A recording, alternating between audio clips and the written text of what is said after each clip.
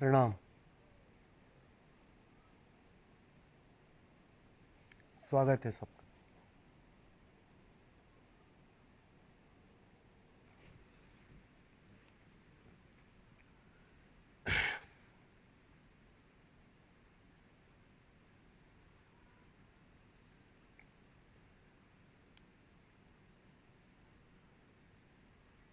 सुबह वाला करना है ना ध्यान।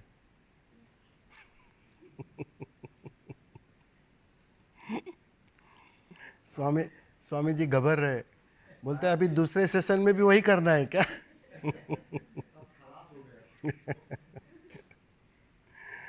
तीन में बचोगे नहीं, पूरा खलास करना है।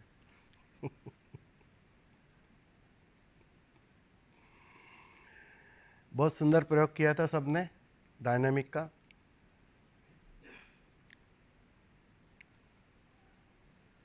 पहली बार के भाव के साथ कुछ अंतर पड़ा ना कि नहीं पड़ा? समझाया अच्छा आपने, भाव बन गया। बस वही कीमती है।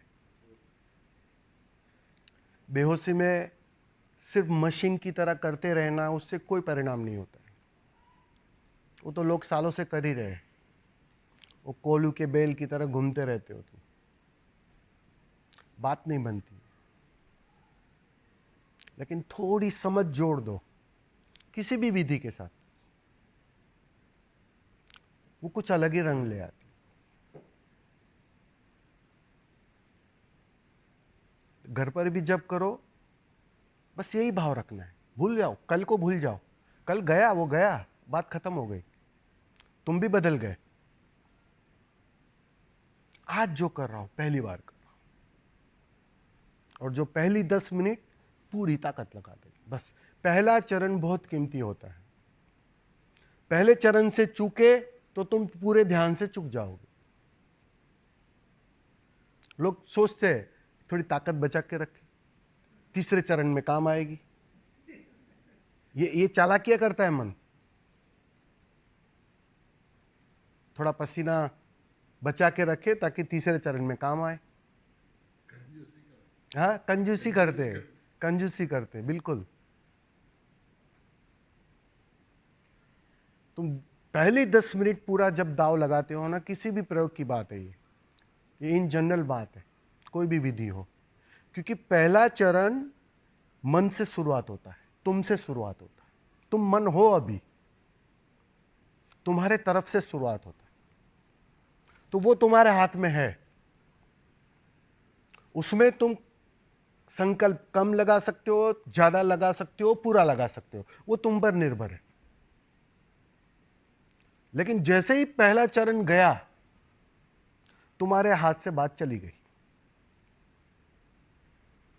फिर दूसरा चरण तो अपने से वो पहले चरण का परिणाम होगा। अगर पहले चरण में 50% तुमने ताकत लगाई है, तो सीधी सी बात है दूसरे चरण में 50% ही उसका रिजल्ट आएगा।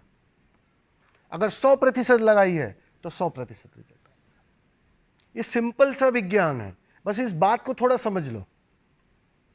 ये जो तुम्हारी घबराहट है ना, 1 घंटे का ध्यान, वो निकल जाएगी। बहुत से लोग डायनामिक से बचते हैं इसी वजह से।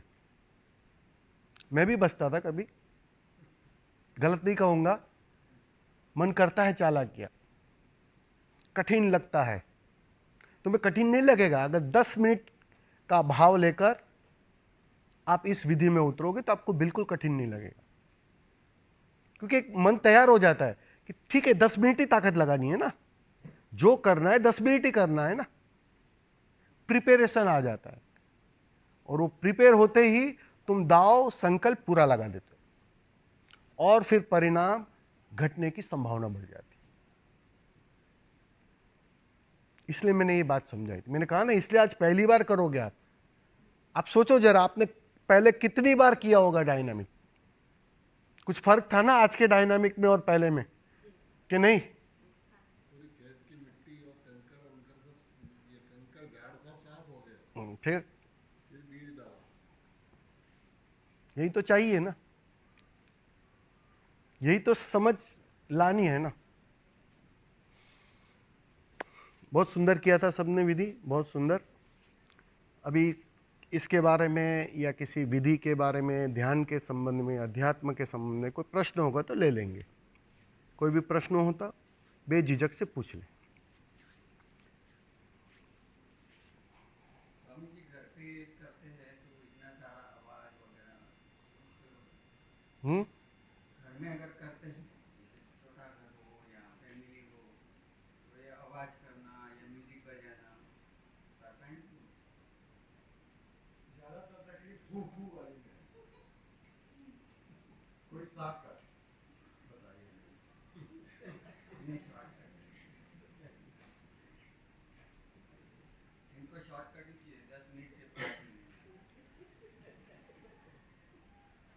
भैया आने नहीं सबको चाहिए। देखो, नहीं करने होते हैं ना तो बहुत सारे बहाने हैं। हमारा मन बहुत चालाक है, उसकी चालाकियों को थोड़ा समझ लेना। जब हम जिस चीज को नहीं करना चाहते हैं ना, उसमें हम एक नहीं 1000 बहाने ढूंढ लेते हैं। और अगर करना है ना तो कोई भी परिस्थिति काम आ जाएगी, उसकी चिंता ही मत करो तुम। ठीक है, मैं समझ रहा हूं कि ये कुछ आवाज ज्यादा जाएगी, पड़ोस वाले लोग पागल समझेंगे। अब डर है पड़ोस वाले पागल समझेंगे, उसका हाँ, अब तो समझने दो ना। खुद ही पागल है। पड़ोस वाले कल से आपको समझदार समझेंगे तो क्या आप समझदार हो जाओगे? तो उसके पागल समझने से पागल थोड़ी होने वाले हो। एक दिन आप हंसोगे कि जितने पड़ोस वाले सब वास्तव में पागल है। अभी समझने दो उसको, मजा लेने दो उनको भी थोड़ा। तुम्हारे हु का मजा उनको भी लेने दो। 4 दिन बोलेंगे वो, 5वें दिन वो बोलना बंद कर देंगे। तो पहले तो ये मानसिकता निकाल दो कि लोग क्या कहेंगे, लोग क्या समझेंगे। मैं डॉक्टर, वकील, इंटेलिजेंट, पढ़ा लिखा, और ये क्या हु बंदर की तरह कर रहा है।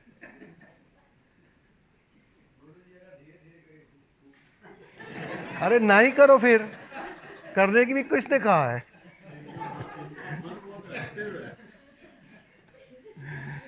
कहना गुरुजी जरूरी है, आपकी भी बात हो जाएगी, हमारा हो भी। मेरी बात नहीं करनी है, बात आपकी ही करनी है, मेरी कोई बात ही नहीं है, चिंता मत करो।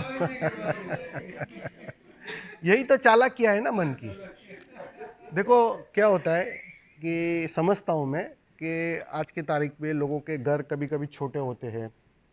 अगर कमरा हो तो कमरे के अंदर बंद करके कर लो। अगर वो पॉसिबल नहीं हो तो आसपास में कहीं छोटा मोटा सेंटर भी रहता है। अगर आप वहाँ रहते हो, थोड़े इंक्वायरी करो तो सेंटर्स में भी होते रहते हैं डायनामिक के मेडिटेशन। कभी गार्डन में खुला में पॉसिबल हो तो वहाँ कर लो। मतलब और शिविरों में तो आप आते जाते हो तो वहाँ भी आप कर सकते हो। कहने का तात्पर्य इतना ही कि अगर आपका संकल्प पूरा है ना तो वो आयोजन हो जाता है। थोड़ा कहते हैं ना, थोड़ा बांधछोड़ करना पड़ता है, लेकिन हो जाता है। और सबके जीवन में ऐसी प्रॉब्लम आती है। आपको बीबी तो मना नहीं कर रही है ना भाई? सबको पूछो।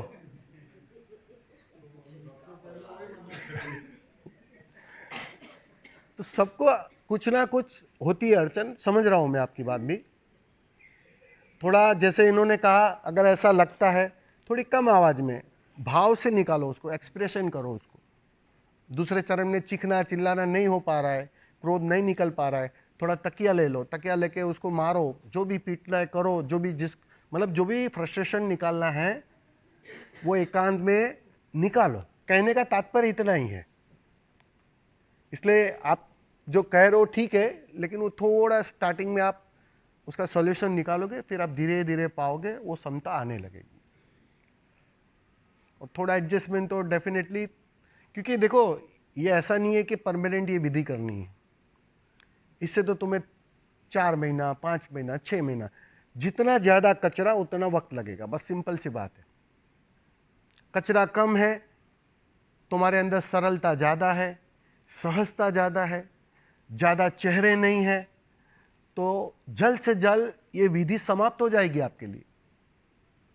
डोज कम लेने पड़ेंगे, सीधी सी बात है। बीमारी कम है, बीमारी ज्यादा है, कचरा ज्यादा है, बेचैनी ज्यादा है, तो सीधी सी बात है, डॉक्टर कहेगा भाई 3 महीना नहीं 6 महीना लेनी पड़ेगी। सिंपल सी बात है। वो तो तुम्हें ही तय करना पड़ेगा। वो तो तुम पाओगे कि कुछ दिनों के बाद ये कचरा कम होने लगा। क्या होता है कि पहले चेतन मन का कचरा निकलता है। पहले तो तुम रोगे तो तुम्हें पता होगा किस वजह से रो रहे हो, हंसोगे तो पता रहेगा कि इस वजह से मैं हंस रहा हूं। कुछ दिनों के बाद वो अचेतन का कचरा निकलना शुरू होता है। फिर तुम समझ ना पाओगे, अरे पता नहीं बस रोना आ रहा है, वजह नहीं पता है किस वजह से रो रहा हूं, किस वजह से हंस रहा हूं। क्योंकि वो अचेतन की परतें खुलना शुरू हो जाती, वो जन्मों जन्मों की दबी परतें हैं। चेतन मन बड़ा है स्वामी जी, या अचेतन मन बड़ा है? अचेतन मन बड़ा है। चेतन मन तो सिर्फ 10% है, लेकिन 90% है वो अचेतन है। और वो 90% जो अचेतन है वही तुम्हारी समाधि में रुकावट है, बस और कोई रुकावट नहीं। उसमें भरा जो कचरा है ना, वो तुम्हें शांत होने नहीं देता है, वो तुम्हें बेचैन बनाए रखता है। तुम ठहर नहीं पाते हो। तुम्हें कहो चलो आओ बैठो, एक 10 मिनट बैठ जाओ, कुछ नहीं करना, कर नहीं पाओगे। वो तुम्हें लगेगा सबसे कठिन काम दे दिया। कुछ नहीं करने को तुम कठिन काम समझ रहे हो। ये खबर है कि अचेतन में भरा है कुछ, वो बेचैन कर रहा है, वो परेशान कर रहा है। तो वो परेशान करते रहेगा। जब तक वो परेशानी रहेगी तुम ध्यान में वास्तव में प्रवेश कर ही ना पाओगे। इसलिए इस विधि से गुजरना है, इसलिए इस विधि का इतना महत्व है। इसलिए हर बार हर शिविरों में हर रोज सुबह में ये विधि फिक्स्ड होती है। दोपहर को कुंडलिनी, सुबह में डायनामिक और शाम को इवनिंग व्हाइट रोप। ये तीनों फिक्स होता है। बाकी विधियां बदलते रहती है, चेंज होते रहती है, कुछ एक्टिव विधियां, कुछ पैसिव विधियां, लेकिन इन तीनों को फिक्स किया है। पर्पस उतना ही है। तो इसको घर पर कीजिए, थोड़ा एडजस्टमेंट करके भी। और जो पड़ोस ज्यादा बोले कि आप पागल लग रहे हो तो उनके घर पे जाके कीजिए तो भी चलेगा, लेकिन कहीं भी कीजिए। स्वामी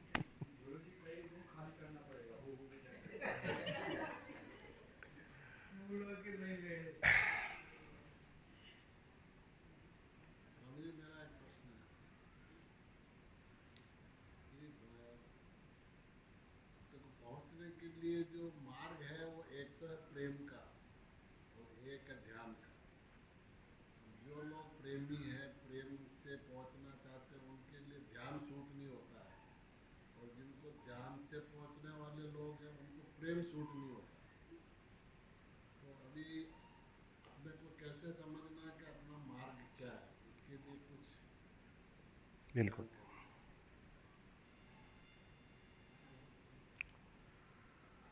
कैसे समझ में आए कि मेरे लिए कौन सा मार्ग है? पहले तो थोड़ा ध्यान के संबंध में समझ लो, तो थोड़ा समझना आसान हो जाएगा। आप जो करते हो ना वो ध्यान नहीं है। ये जो विधियां कर रहे हो उसको ध्यान मत समझो। विधियां है वो बात पक्की है, प्रयोग है। प्रयोग अर्थात तैयारी। तुम एक पौधा लगाते हो ना, पौधा पनकेगा नहीं पनकेगा तुम्हारे हाथ में है। तुम क्या कर सकते हो?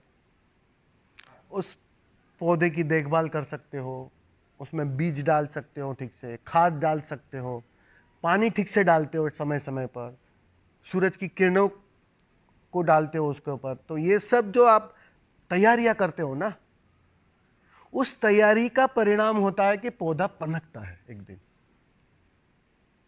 बस बिल्कुल विधिया या प्रयोग बिल्कुल वैसा ही है। आप तैयारियां पूरी करते हो, पहले चरण में, दूसरे चरण में, तीसरे चरण में। फिर आखिरी चरण में जो घटता है, परिणाम जो होता है, वो ध्यान होता है। इसलिए ध्यान आप कर नहीं सकते हो, हाँ आप ध्यान की तैयारी कर सकते हो, सिंपल। अब ध्यान घटता है तो घटता है, घट गया ध्यान। किसी को ठहरने के लिए यह तैयारी आसान होती है, बहुत आसानी से वो तैयारी पूरी कर सकते हैं, शरीर साथ देता है, संकल्प साथ देता है, और परिणाम ज्यादा से ज्यादा घटता है। ज्यादा से ज्यादा, शायद हो सकता है कि आप प्रयोग पूरा करो लेकिन आपको जितनी गहराई मिले उससे अधिक वो पड़ोस वाला उससे गहराई पा लेगा। क्यों? क्योंकि उसने तैयारी पूरी की, उसने संकल्प पूरा किया, उसने दाव पूरा लगाया। ये अभी संगीत बज रहा था, गीत बज रहा था, 2-3 जन रो रहे थे। क्या हुआ? बाकी सबको समझ में नहीं आई क्या बात? लेकिन 3 जन रो रहे थे। क्यों रो रहे थे? क्योंकि वो गहराई को उसको छू गया, वो उसका उससे तादात्म्य बन गया, उस कीर्तन के साथ, उस शब्दों के साथ, उस गीत के साथ। वो भीतर के कोई तार छिड़ गए। सबके तो नहीं छिड़े, क्योंकि सब कोई सुन नहीं रहे थे, दिखाई पड़ रहे हैं यहां सुन रहे हैं। कोई विचारों में है, कोई बुद्धि में है, कोई तर्कों में है, कोई एनालिसिस कर रहा है कि ये स्वामी जी क्या करवा रहे, कोई सर्कस तो नहीं करवा रहे। वो परख रहे हैं, वो भी देख रहे हैं। वो अब जब वो परख रहे हैं, देख रहे हैं, तो वो अवस्था उस मां के जैसी नहीं हो सकती है, क्योंकि उस मां ने तो पूरा समर्पण कर लिया, पूरा दाव लगा दिया। तो ये सबकी अपनी अपनी अवस्था होती है। ये ध्यान कक्ष है ना, जो ये ऐसा मंच है, यहां वो केजी का स्टूडेंट भी होता है, दूसरी कक्षा का भी स्टूडेंट होता है, 10वीं कक्षा का भी स्टूडेंट होता है, ग्रेजुएट भी होता है, और पीएचडी वाला भी होता है। बहुत मजे की बात है।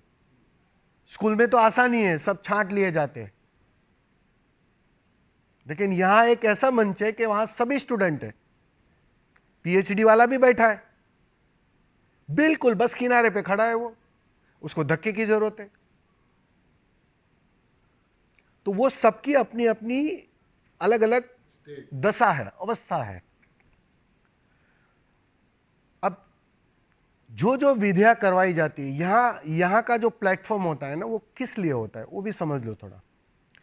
यहां अलग अलग प्रकार की विधियां करवाई जाती है प्रैक्टिकली, आप खुद भी उसमें उतरते हो।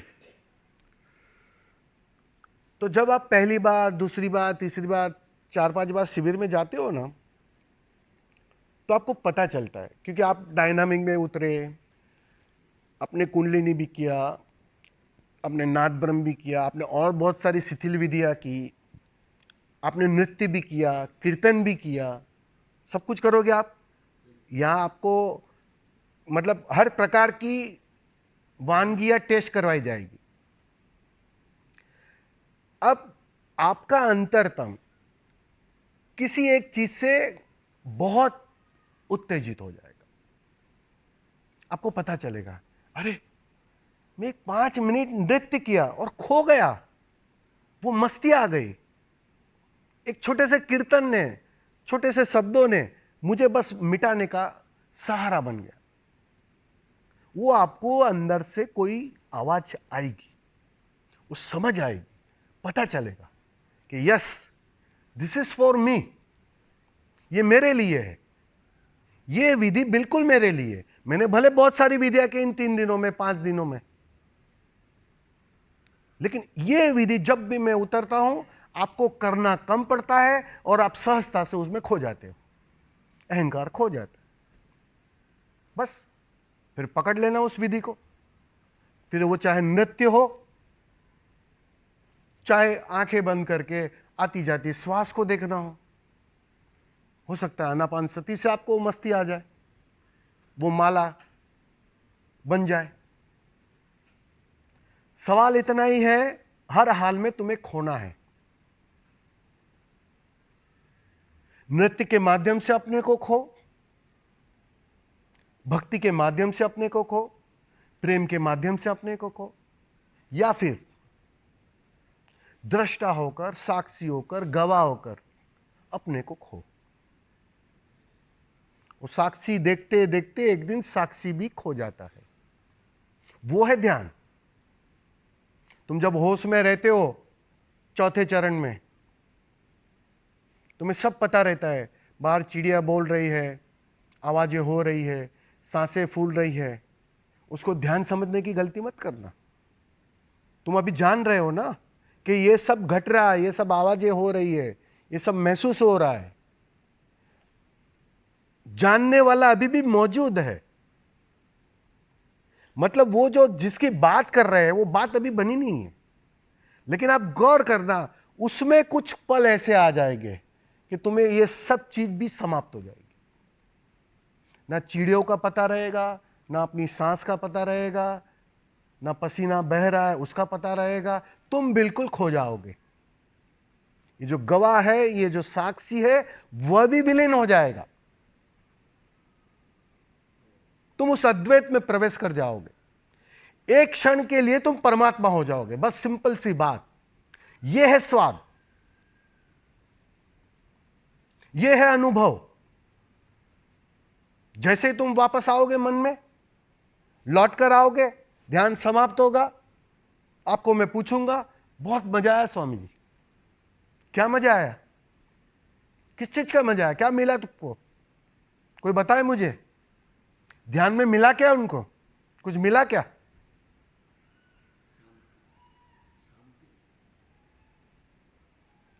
ये सारा खोने का मजा है।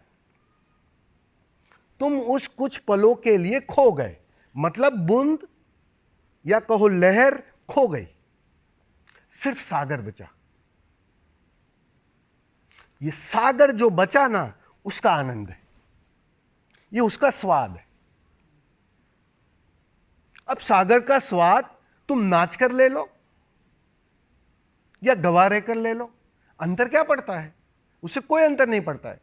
लेकिन हमारा अंतःकरण कुछ टाइप से बंधा है, तो हमें अपना टाइप ढूंढना पड़ेगा, खोजना पड़ेगा,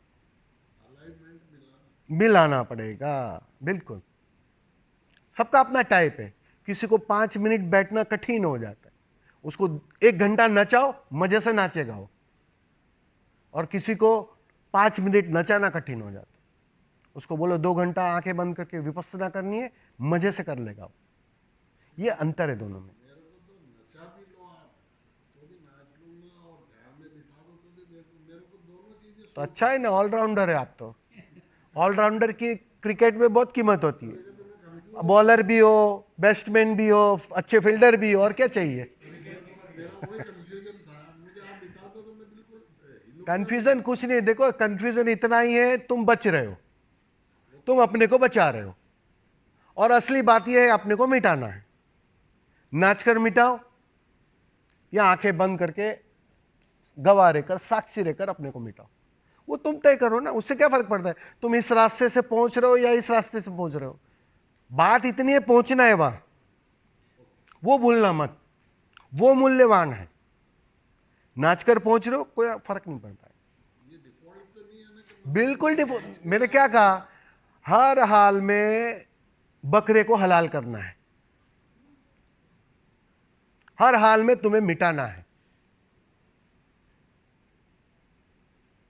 तुम हवाई जहाज से कूदकर मरना चाहते हो, चलेगा। बिल्डिंग की छत से कूदकर मरना चाहते हो, चलेगा। वो तुम तय करो, लेकिन मरो। हे जोगी, मरो। किसी भी हाल में मरना है, मिटना है, मन के तल पर मिटना है। जब तक मन है तब तक उस चरम आनंद को तुम जी नहीं सकते हो। ये सारे बुद्धों को क्या पड़ी है इतना बोल बोल करने की? क्या जरूरत क्या है? इतने सारे शास्त्र बना लिए, रच लिए, जरूरत क्या है? बस वो वही कहना चाहते हैं कि तुम अगर किसी चीज को अगर सुख समझ रहे हो, वो आनंद नहीं है, वो भ्रांति है। कल छीन लिया जाएगा, फिर वापस रोओगे, वापस तुम आओगे मेरे पास। मैं तुम्हें ऐसी चीज देना चाहता हूं जो कभी छीनी नहीं जा सकती। सारे बुद्धों की ये एक ही दौड़ है कि तुम मेरे जैसे हो जाओ। मेरा आनंद कोई छीन नहीं सकता है, जीवन की कोई भी परिस्थिति छीन नहीं सकती, अच्छी से अच्छी और बुरी से बुरी। बस वो कला तुम भी सीख लो। तो करुणावश बोल बोल करते हैं, तुम्हें समझाने की कोशिश करते हैं, वीडियो के माध्यम से समझाने की कोशिश करते हैं। सीधा समझ जाओ, मैं चुप बैठा हूं और समझ जाओ, बात उत्तम है, तुमसे प्रतिभावान कोई और है ही नहीं फिर। लेकिन उस चुप्पी को तुम समझ नहीं पा रहे हो, तो तुम्हें बोलना पड़ता है, थोड़ा बहुत समझाना पड़ता है, शब्दों का सहारा लेना पड़ता है।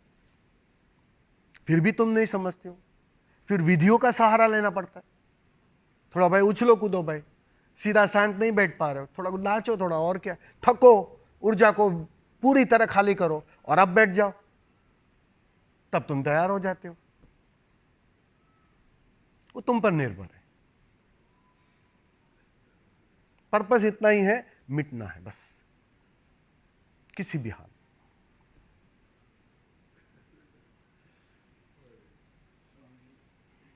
एक बोले स्वामी। मेरा जो बेसिक प्रश्न है वो आपसे सुनना चाहता हूँ। भीतर और भीतर जाओ। एक दूसरा, अपने स्वभाव में स्थिर होना, इसके बारे में थोड़ा बताइए।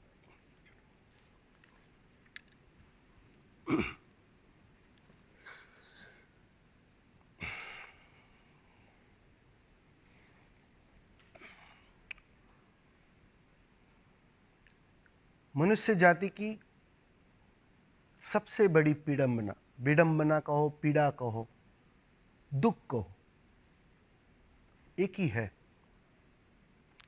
वो अपने केंद्र से छिटक गया है, वो अपने स्वभाव से छिटक गया है, वो भूल गया है कि मैं कौन हूं। जैसे समझ लो, वो गजनी फिल्म देखी थी ना, उसको भूलने की बीमारी थी। बस बिल्कुल तुम्हारी हालत कुछ ऐसी ही है, तुम भूल गए हो तुम परमात्मा हो, तुम अपने को कुछ और मान रहे हो।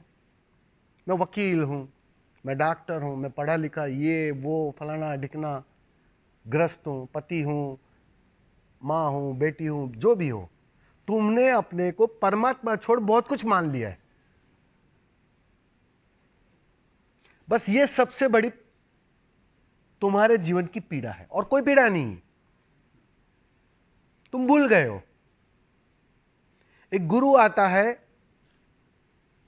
तुम्हारे जीवन में, वो तुम्हें बस याद दिलाता है कि भूल मत, तुम अपने केंद्र को भूल मत, अपने स्वभाव को भूल मत।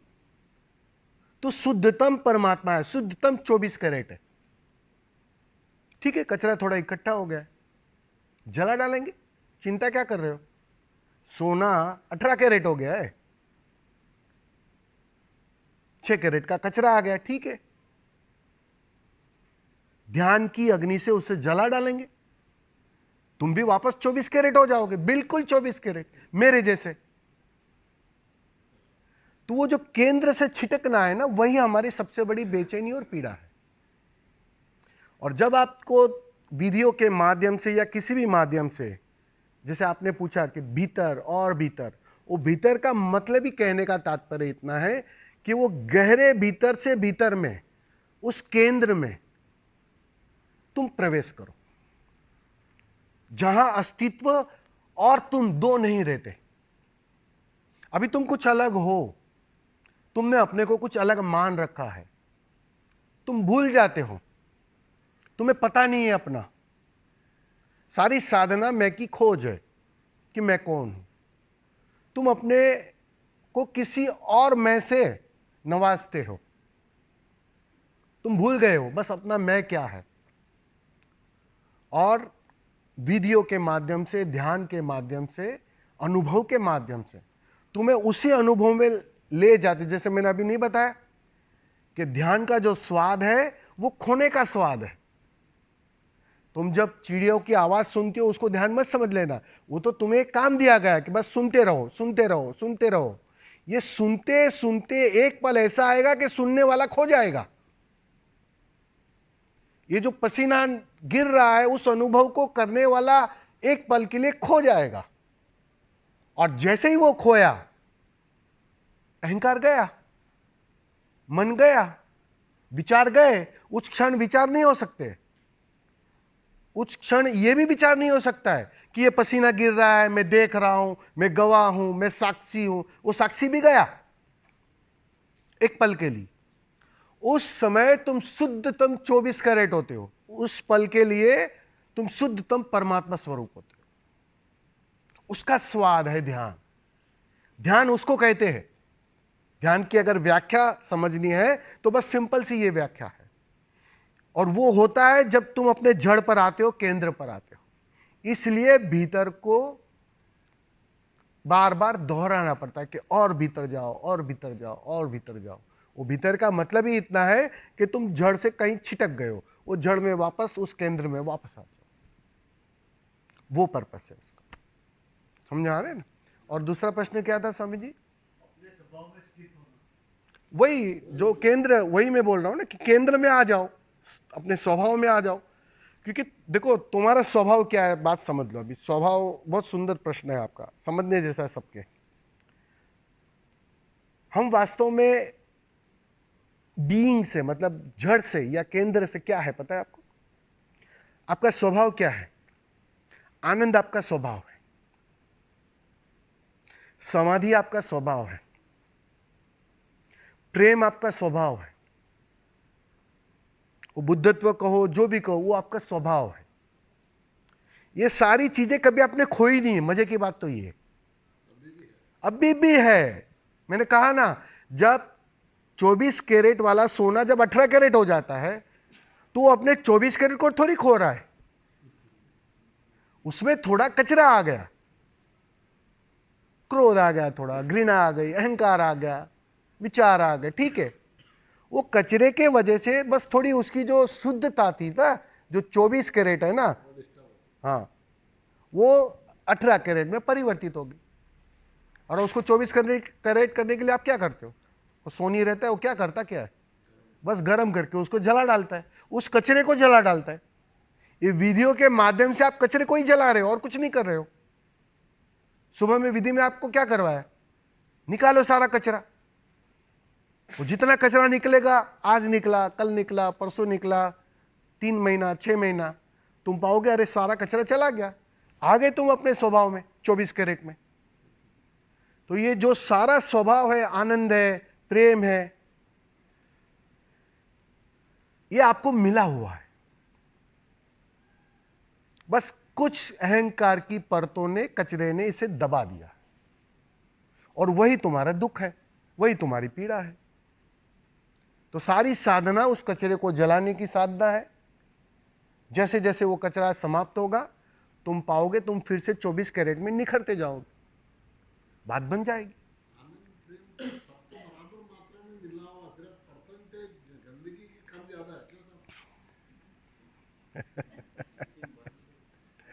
आपको बुद्ध की कहानी से मैं समझाता हूं, समझ में आ जाएगी तुरंत एक शब्दों में। कभी कभी दृष्टांत बहुत कीमती हो जाते हैं। बुद्ध के पास एक साधक गया, भिक्षु गया। बुद्ध से पूछा कि भगवान, आप में और मेरे में क्या अंतर है, क्या फर्क क्या है?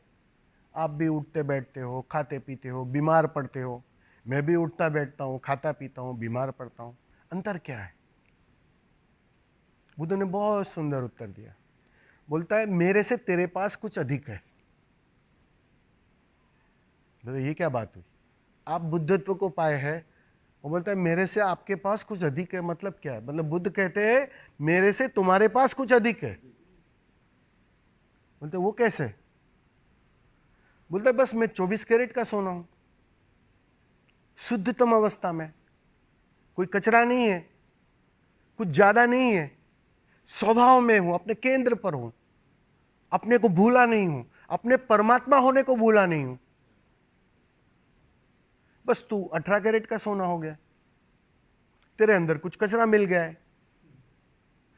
हालांकि तूने 24 कैरेट होना छोड़ा नहीं है, भूल मत जाना ये बात। इसलिए तो तुम हो पाते हो परमात्मा, इसलिए तो तुम हो पाते हो 24 कैरेट सोना। अगर 24 कैरेट होते ही नहीं तो होना भी मुश्किल था। तब तो ये सारे बुद्ध पुरुष मूर्ख है जो उस कोशिश में तुम्हें लगा रहे।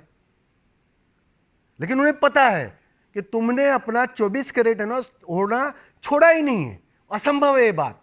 तुम परमात्मा से एक पल भी छिटके ही नहीं हो, वो रोल तो तुम्हारा गया ही नहीं कभी, आप भूल गए, वो बात अलग है।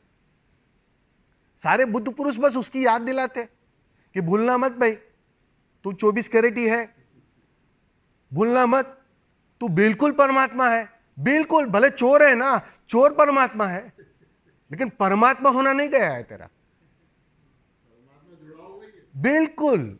वो स्वभाव है, आनंद स्वभाव है। इसलिए तो ये सब चीज मजे की बात है। देखिए आपने स्वभाव का मतलब समझ लेना, जो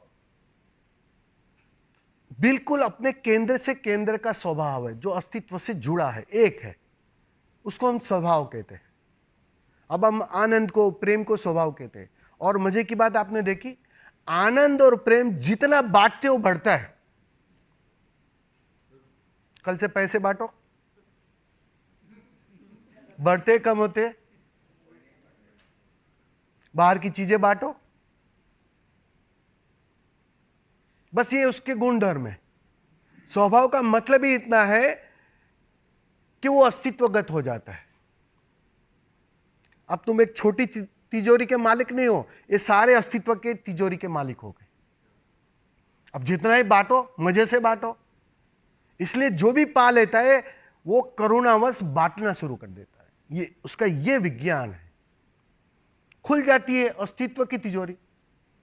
अब मैं आनंद आपको एक पल के लिए दूं, आप मुझे 100 गुना मिलता है, और बांटने का ही कुछ आनंद अलग है। प्रेम दो किसको, देकर देखो, तुम देखोगे आसपास की गली वाले भी तुम्हें प्रेम करने लगेंगे। और प्रेम मांग कर देखो, सिवाय जूते के कुछ नहीं मिलेगा। मिला है क्या आज तक किसी को प्रेम मिला है क्या? सबकी यही शिकायत होती है, ये सारे संसारी लोग की यही तो शिकायत होती है, मैं तो पत्नी को प्रेम दे रहा हूं, वो मुझे नहीं दे रही।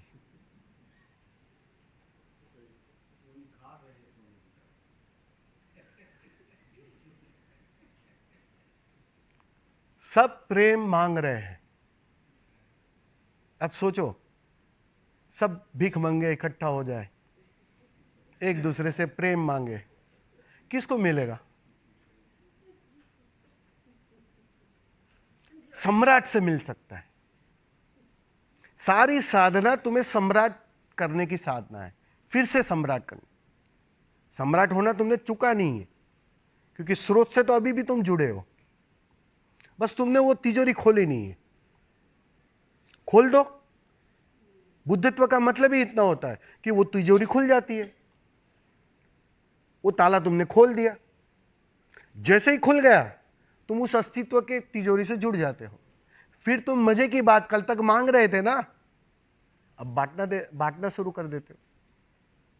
तुम्हारे करीब जो आता है उसको प्रेम मिलने लगता है, उसकी सुगंध मिलने लगती है, वो आनंदित होने लगता है, तुम्हारे पास रुकने का मन होने लगता है, उसको अच्छा लगता है, सुकून रहता है, शांति मिलती है। ये क्या मिल रही है? क्योंकि अब वो एक खिला हुआ फूल है। अब खिला हुआ फूल है तो सुगंध तो बिखरेगी ही बिखरेगी, लोग उसका लाभ लेंगे ही लेंगे।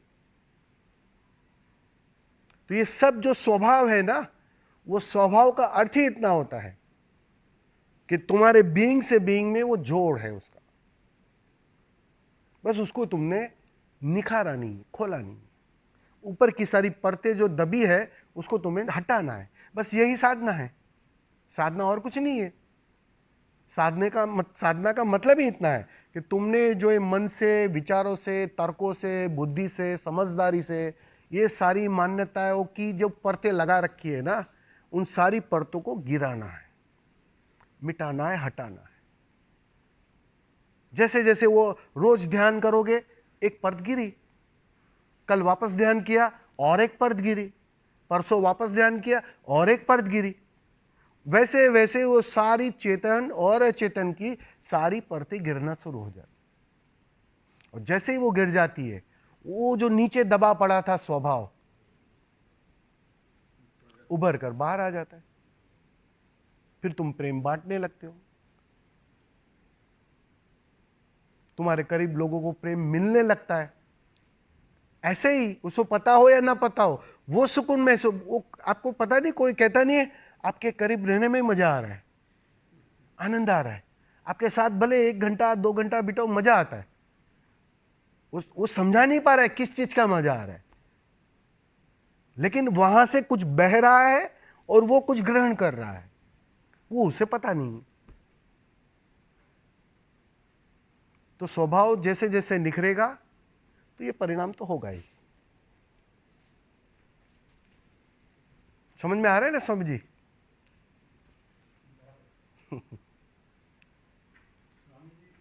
स्वभाव का तो ऐसा है कि अपना जो स्वभाव रेगुलर स्वभाव है ना, इसके बारे में सोचना ऐसा होता है कि भाई हमें आपसे नहीं लड़ना है, तो मेरा स्वभाव नहीं लड़ने का है तो नहीं लड़ने का आपसे, ऐसा। लेकिन वो अंदर का जो स्वभाव आपने समझाया है, बिल्कुल, वो जो आप स्वभाव बोल रहे हैं, देखो सारे शब्द है ना, भाषा की एक लिमिटेशन है, भाषा की एक दुविधा है, उसको इसी शब्दों में ढालना पड़ता है। अब एक बुद्ध पुरुष जो अनुभव कर रहा है तो वो भी कहता है प्रेम है, कबीर भी कहते हैं प्रेम है, वहां प्रेम ही प्रेम है। और एक तुम हो, जब कबीर प्रेम बोल रहे हैं तुम अपने वाला प्रेम समझ लेते हो, अब तुम्हारे प्रेम की परिभाषा ही कुछ और है, तुम्हारे स्वभाव की परिभाषा ही कुछ और है। तुम जो मन के आधार पर जो तुम्हारी एक अंतकरण दशा बनती है उसको आप स्वभाव समझते हो। स्वभाव वो नहीं है, स्वयं का भाव, स्व का भाव, शब्द के अंदर ही सब कुछ है। स्वभाव जो स्वयं, जो सबसे भीतर केंद्र में मैं हूं, जो कभी मर नहीं सकता, जो कभी जन्म जिसने लिया नहीं है। अब समझो, जो सबसे अछूता रहा है वो मैं हूं, उस स्वभाव तक तो आप पहुंचे ही नहीं हो। वहां पहुंचना है, उसको पाना है, उसको समझना है कि क्या हूं मैं स्वभाव से। और जो भी उस स्वभाव में गया ना, किसी ने कहा मैं शून्य हूं, बुद्ध ने कहा मैं शून्य हूं, महावीर ने कहा मैं आत्मा हूं, कबीर ने कहा मैं प्रेम हूं। अब तुम्हें सब शब्द अलग अलग दिखाई पड़ेंगे। अरे कबीर तो प्रेम कह रहे हैं, और वो कबीर वाले वो जैनियों से लड़ेंगे, अरे तुम्हारी आत्मा गलत है, मेरा प्रेम सच्चा है कबीर वाला, कबीर ने कहा है। लेकिन मजे की बात है, वो प्रेम कहो, शून्य कहो, आत्मा कहो, परमात्मा कहो, बुद्ध कहो, सत्य, बुद्धत्व कहो, सत्य कहो, ये सारे एक ही अनुभव के अलग अलग शब्द हैं। क्या है इसका अनुभव? इन सबको एक ही अनुभव हुआ है, खो गया मन, मैं खो गया। बुद्ध का मैं खोया, उन्होंने शून्य की घोषणा की, वहां तो शून्य ही शून्य है। कबीर का मन खोया, अरे प्रेम ही प्रेम है, वही तो बात की कबीर ने। लेकिन बिल्कुल जो बुद्ध को हुआ वही कबीर को हुआ। गया अहंकार, गया मन, खो गया सब कुछ, एक अद्वैत घट गया। उस अद्वैत के ये सारे नाम हैं। और जैसे ही आप स्वभाव में आओगे, ये सारे अद्वैत की परतें खुल जाती हैं। फिर जब बुद्ध शून्य कहेंगे ना, तब भी आप समझ जाओगे। जब आप अपने स्वभाव में आओगे, अब समझ लेना कि भैया ये अलग शब्द यूज कर रहे हैं, लेकिन बिल्कुल वो जो कह रहे हैं मेरा अनुभव है। सारे शास्त्र तुम्हारे सामने उगड़ जाते हैं, उसका राज उगड़ जाता है जैसे ही तुम स्वभाव में आ जाते हो। उसके लिए स्वभाव में आना पड़ेगा, उसके लिए केंद्र पर आना पड़ेगा। तो ये सारी अध्यात्म की जो कवायत है ना, ये जो सारी बातें हैं ना, वो बस वो तुम्हें फिर से केंद्र में ले आने की कवायत है, और कुछ नहीं। कि कैसे कर तुम वो जो भूल गए हो, जिस गली को भूल गए हो, बस उस गली की फिर से याद दिलाने की कोशिश है कि आ जाओ, तुम भूल गए हो अपने परमात्मा होने का। बस बात इतनी ही है, अपने को कुछ ना कुछ और मान लिया है, बस बात इतनी ही है। उससे ज्यादा कोई तुम्हारा बड़ा गुनाह नहीं है, भ्रांति में मत रहना। तुम भूल गए हो, अपने मैं को भूल गए हो कि मैं कौन हूं। बस उस मैं की फिर से याद दिलानी।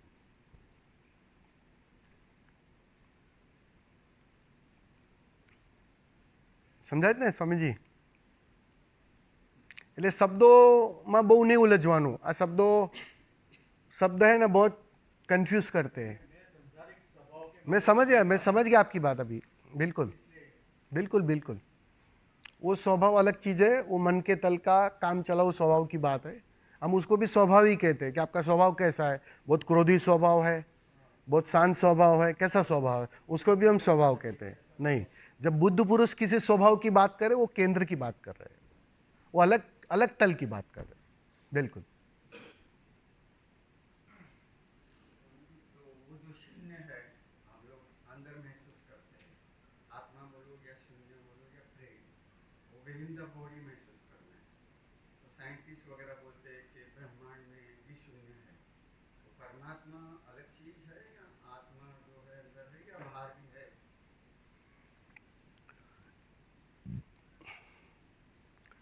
विद इन बॉडी के अंदर शब्दों में समझाना इसलिए कठिन होता है इसे, जब आप खोने का अनुभव करते हैं। मैं उसको सिंपल सी भाषा में समझाता हूं। सारे अनुभव खोने के अनुभव है, मिटने के अनुभव है। तुम्हारी बुद्धिमत्ता चली जाती है उस पल, तुम्हारा अहंकार चला जाता है। अहंकार के कारण तुमने अपने को बहुत कुछ मान रखा है, वो सब चला जाता है, सारी आइडेंटिटी चली। उस समय तुम ना पिता होते हो, ना पुत्र होते हो, ना मां होते हो, ना बेटे होते हो। सारे नाम चले जाते हैं, डॉक्टर हो, वकील हो, सारी डिग्रियां चली जाती है, सब कुछ खो जाता है उस पल में। उस पल में तुम सिर्फ होते हो, और जब सिर्फ होते हो तो तुम जाने अनजाने केंद्र में छलांग लगा देते हो, स्वभाव में लौट आते हो। और जैसे ही स्वभाव में लौट आते हो तो बहुत मजे की बात है, ये सारा अस्तित्व तुम्हारे भीतर से ही जुड़ा है, और कोई दूसरा रास्ता नहीं है उसका। वो जैसे पेड़ अलग अलग दिखाई पड़ते हैं, लेकिन देखोगे ना उसकी जो जड़ें होती है ना, भीतर से और नीचे जाओगे वो जुड़ती जाती, करीब होते जाती। बस बिल्कुल जड़ से हम जुड़े हैं उस अस्तित्व से।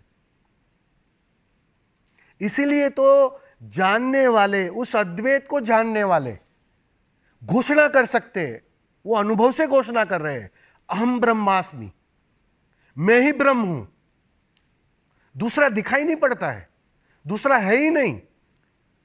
उसकी घोषणा झूठी नहीं है, लेकिन तुम्हें वो बात शब्दों से समझ में नहीं आएगी।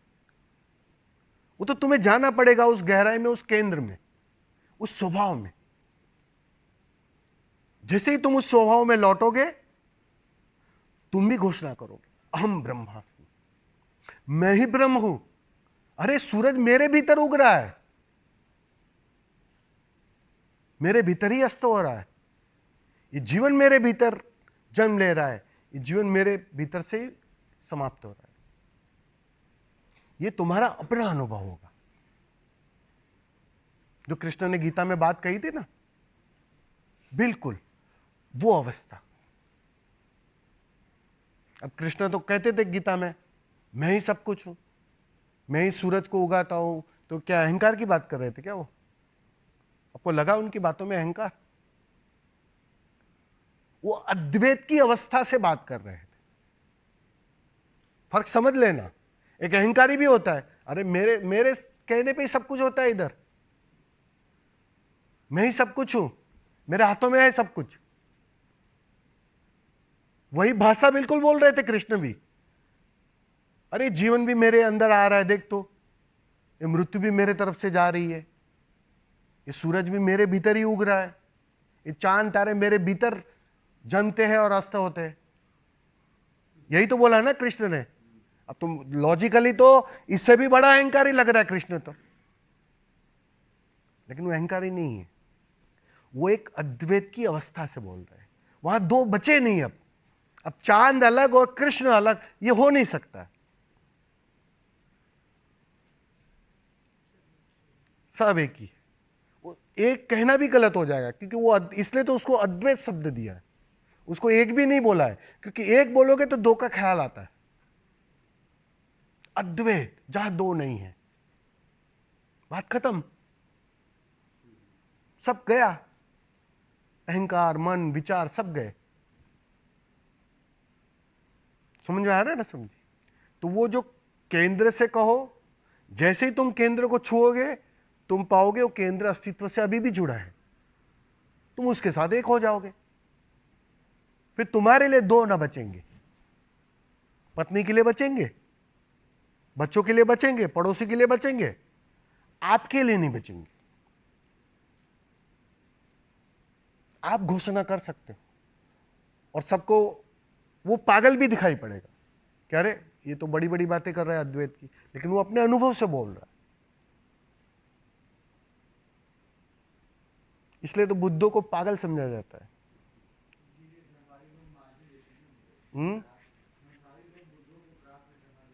भाषा अलग है ना, कम्युनिकेशन नहीं हो पा रहा है। वो जिस लोग से, जिस अद्वैत से बात कर रहे हैं, वो भाषा तुम्हारी समझ में नहीं आ रही है, वो किसी और लोग की बात कर रहे हैं। तुम पदार्थ के लोक में हो, तुम दो की ही भाषा समझते हो, तुम मन की ही भाषा समझते हो, वो स्वभाव की बात कर रहे हैं, वो तालमेल नहीं बैठता है।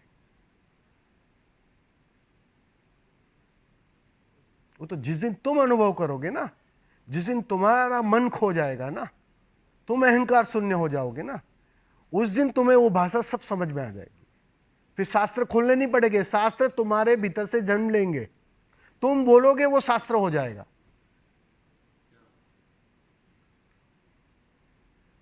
तुम्हारा एक एक वाक्य शास्त्र हो जाएगा।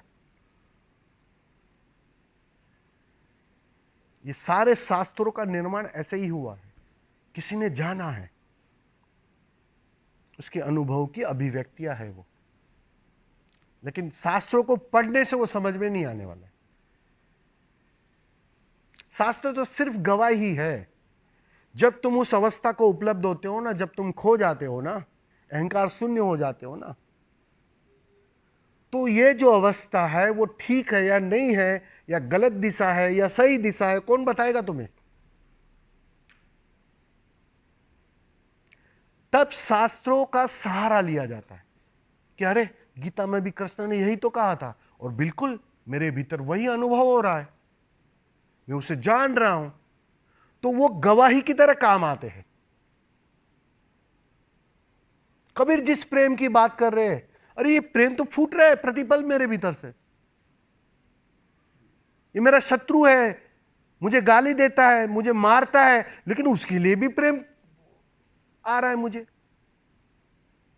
निश्चित ही कबीर इसी प्रेम की बात कर रहे हैं। ये तभी समझ में आता है जब तुम उस अवस्था को उपलब्ध करते हो।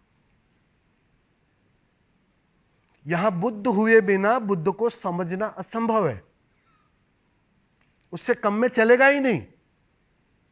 और तुम्हारी बुद्धि बहुत चालाक है, उस तुम्हें लगता है हम बुद्धि से समझ जाए बस।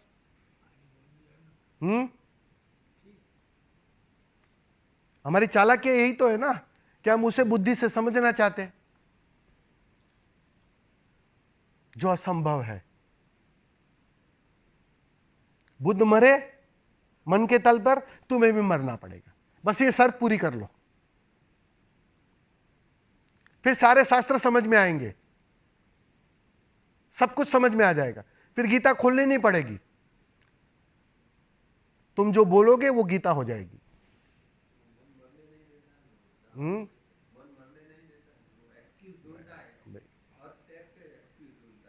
भाई मन को पानी कौन पिला रहा है? हमारी हमारी दुविधा यही होती है ना। देखो, आप मन को मिटाना भी चाह रहे हो और जाने अनजाने मन को पोषित भी कर रहे हो, ये तुम्हें दिखाई नहीं पड़ता है। इस तरफ से भी तुम खींच रहे हो और इसी तरफ से भी तुम ही खींच रहे हो। मन नया खेल करेगा, फिर तुम छोड़ दोगे, और मन को यही तो चाहिए कि तुम छोड़ दो ताकि मैं ना मरूं, मैं ना मिटूं। तो ये मन की चालाकी निश्चित ही, और क्या है, साधक के जीवन में मन की चालाकियों के अतिरिक्त और कोई बाधा ही नहीं है। वो जो स्वामी जी ने पूछा था ना कि ये विधि में घर पे कैसे करूं, वो मन की चालाकी है। मन जब तक उस चालाकी में नहीं आएगा ना, तब तक वो अपना बचाव नहीं कर सकता, क्योंकि मन को एक बात साफ हो जाती है कि भैया जब भी ये गहरे ध्यान में जाता है, केंद्र पर जाता है, अरे मैं तो मर रहा हूं, मैं तो मिट रहा हूं, उसकी बेचैनी बढ़ जाती है कि अरे ये तो मेरी आत्महत्या हो रही है, इसको कहा मैं बंदे को लेकर आया इस पिरामिड के अंदर, गलत धंधा कर लिया। मन विचलित होता है उसके लिए। अरे उससे तो अच्छा था वो पैसे कमा रहा था, मैं मस्त मजे से फिल्म देख रहा था, कहां इस गोरख धंधे में ले आया, ये तो साला मुझे ही मार रहा है। बिल्कुल बिल्कुल, मन ही लाएगा ना, मन ही लाएगा। देखो, मन का स्वभाव थोड़ा समझो। मन का मतलब क्या है? जो वर्तमान में जीना नहीं चाहता, जो सिर्फ भविष्य में या भूतकाल में जीना चाहता है, पास्ट में। मन का मतलब ही इतना है। अभी तुम यहां हो, मन का एक थोड़ा समय होगा, फिर तुम बोलोगे बस बहुत हो गया, अभी चलो कहीं और। क्योंकि वर्तमान में अगर तुम आ गए ना, इस वर्तमान के क्षण का आनंद लेने लगे ना, इस वर्तमान के क्षण को वास्तव में जीने लगे ना, मन मर जाएगा। ये तुम्हें ध्यान की जो सारी शिक्षा दी जा रही है, विधियां दी जा रही है, कला दी जा रही है, क्या है? वर्तमान के क्षण में कैसे कर तुम जीने की कला सीख लो। और क्या है? ये तुम्हें स्टॉप करके ऐसा खड़ा करवा दिया, क्या किया उसको? क्या मतलब क्या है इसका? देखो, इस पल को देखो, इस पल में ठहरो थोड़ा। जैसे ही तुम इस पल में आते हो, मन गया, विचार गया, अहंकार गया। उस पल में तुम्हें पता नहीं है कि तुम डॉक्टर हो या वकील हो, भूल गए, तुम सब खो गए, अहंकार खो गया, मन खो गया। बस तुम्हें वो वर्तमान में जीने की कला तुम भूल गए हो, तुम्हें याद नहीं है, तुम्हें उसकी प्रैक्टिस नहीं है। यहां वही सिखाया जाता है कि थोड़े ध्यान में उतरो, एक एक वीडियो में तुम्हें वर्तमान में रहने की प्रैक्टिस सिखा देते हैं।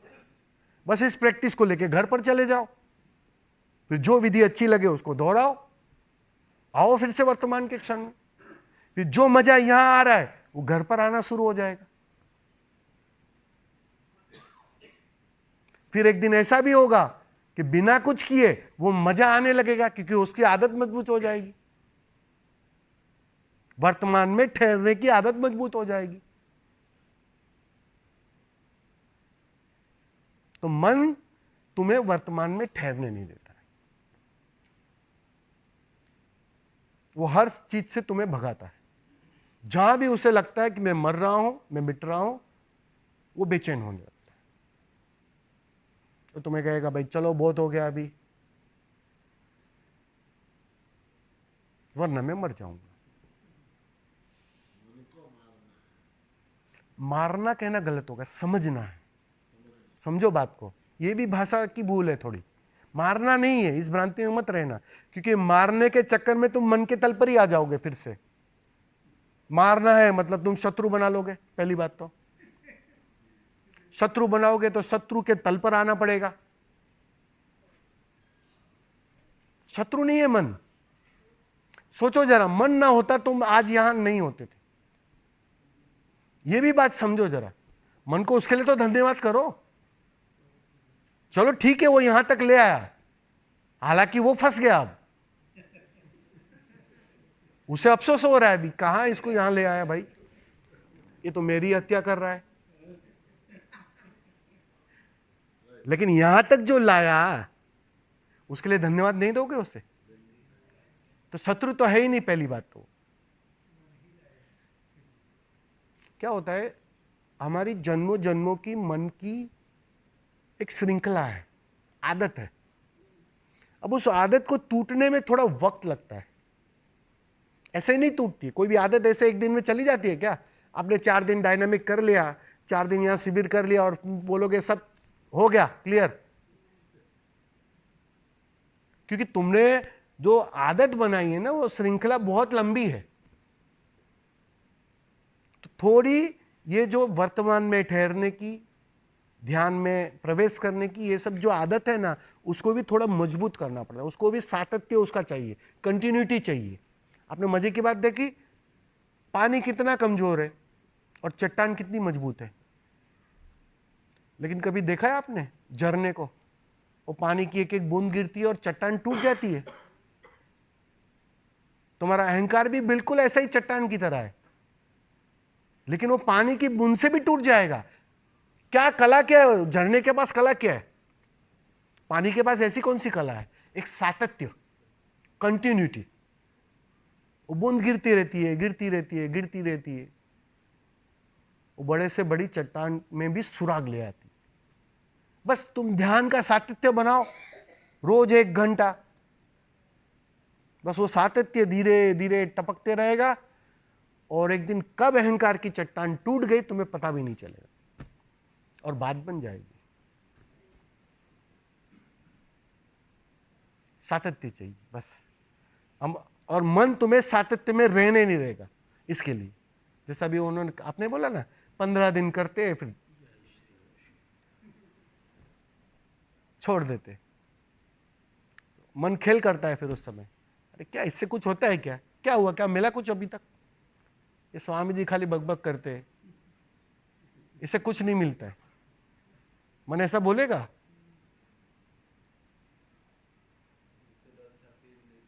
फिल्म देखो, अरे फिल्म में क्या बात है। स्वामी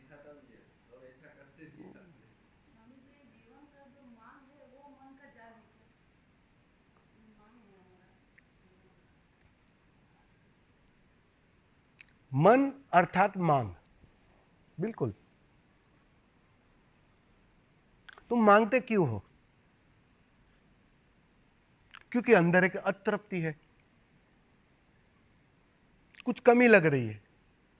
अभी भी भीख मांगे हो, सम्राट हुए नहीं हो। एक सूत्र सुना है ओशो का, बहुत सुंदर सूत्र है। यहां भीख मंगा खाली हाथ जाता है और सम्राटों को सब कुछ दिया जाता है। सुना है ये शब्द? क्या है इसका मतलब? सम्राटों को सब कुछ दिया जाता है, सब कुछ मिल जाता है, और भिख मंगे खाली हाथ जाते हैं। जिनके पास है उनको और दिया जाएगा। बिल्कुल। इसका तात्पर्य मतलब क्या है? सम्राट का अर्थ क्या है? जो तृप्त है, जिसके पास अतिरिक्त है।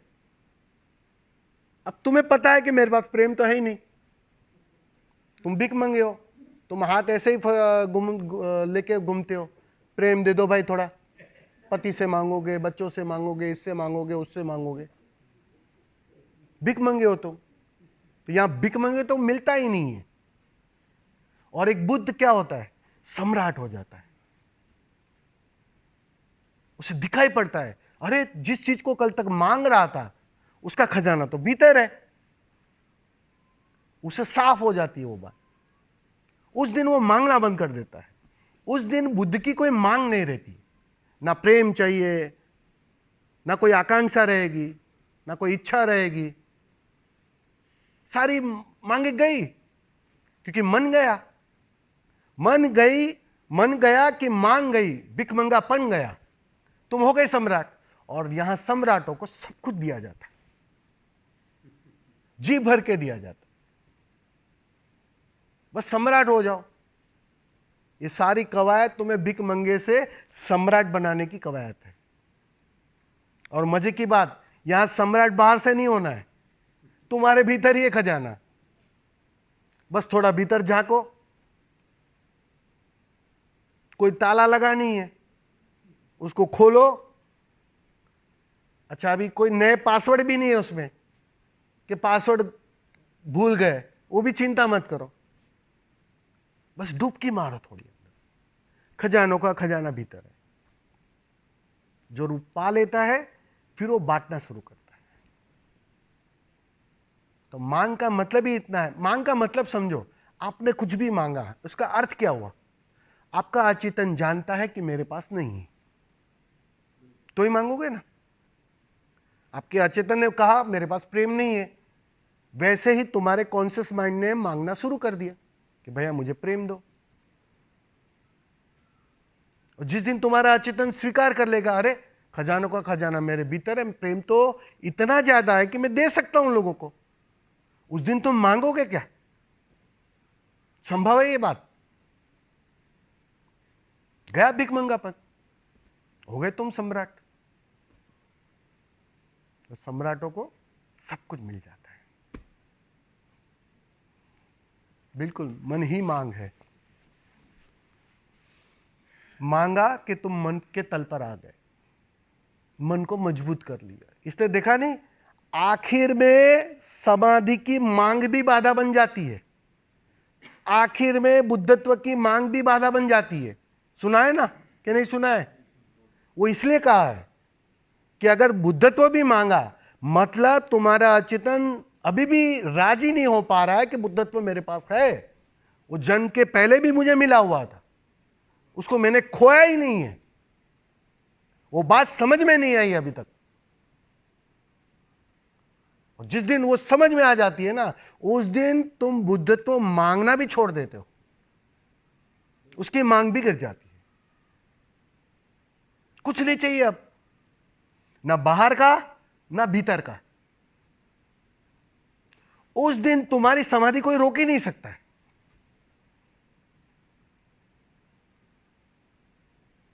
पहले बाहर रुकावट थी,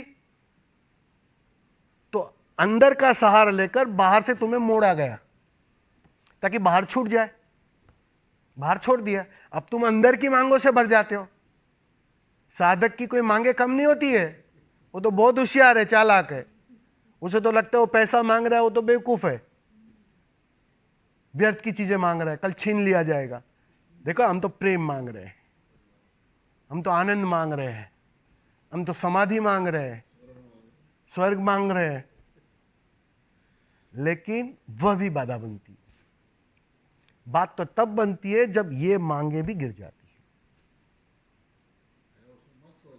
मस्त हो जाओ। चलो, अभी कल ले लेंगे, टाइम हो गया काफी। ब्रेक ले लेंगे 15-20 मिनट का। वहाँ ड्रिंक रखा हुआ है, सब ड्रिंक पी ले, थोड़े एनर्जेटिक हो जाए। फिर थोड़ी कवायद करवानी है।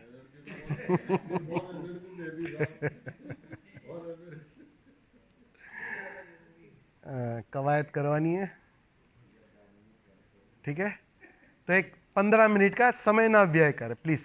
हाँ, 15 मिनट में फ्रेश होकर, वॉशरूम होकर और ड्रिंक लेकर आप आ जाइए।